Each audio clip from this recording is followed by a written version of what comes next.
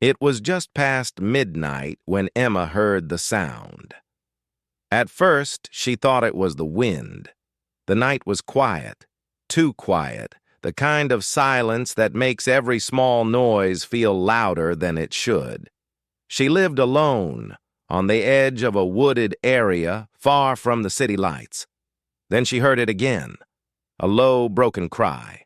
Not a scream, not an animal call she recognized. It sounded wrong, weak, desperate. Emma stood still in the hallway, listening. The sound came from outside, very close. Her porch. Her heart began to race as she slowly approached the front door and looked through the window. And that's when she saw it. Something large, dark, barely moving. At first, her mind refused to understand what her eyes were seeing. Then, it clicked. An owl. A massive, great-horned owl was lying on her porch, wings spread awkwardly, feathers soaked with rain. Its body rose and fell unevenly, each breath a struggle.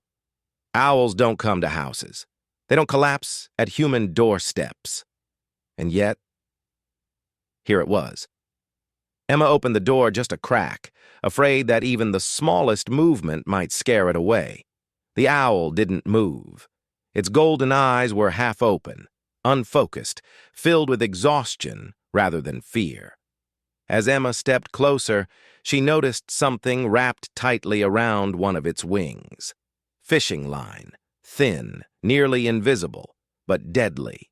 The line was tangled so deeply that the owl couldn't fly, couldn't hunt, couldn't escape. It had been trapped for days, and somehow it had made its way to her house.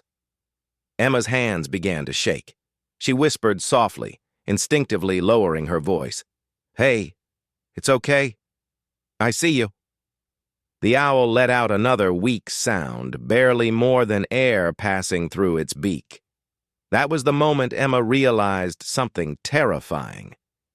If she did nothing, this creature would die before morning.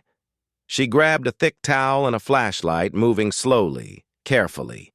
Owls were powerful. Their talons could cause serious harm, but this one didn't strike, didn't resist. It was too tired. Emma gently covered the owl's head with the towel to calm it, just as she remembered reading once. The owl stilled almost immediately. Up close, she could feel how light it was. Too light. Starving. She sat on the cold porch floor and examined the tangled line. It cut into the feathers, but hadn't broken the skin. Yet. Emma worked carefully, inch by inch, afraid that one wrong move could worsen the injury. Minutes felt like hours. Rain dripped from the roof. Her fingers grew numb. Finally, the last loop came free. The fishing line fell away. The owl twitched. Then slowly, carefully, it folded its wing. Emma exhaled for the first time in what felt like forever. But the owl didn't try to fly. It stayed where it was, watching her. Emma brought a box and gently guided the owl inside, lining it with blankets. She contacted a wildlife rescue center, but it was too late at night. They told her to keep the owl warm and quiet until morning. That night, Emma barely slept. Every few hours, she checked on the owl. Each time, it was still there, breathing. Alive.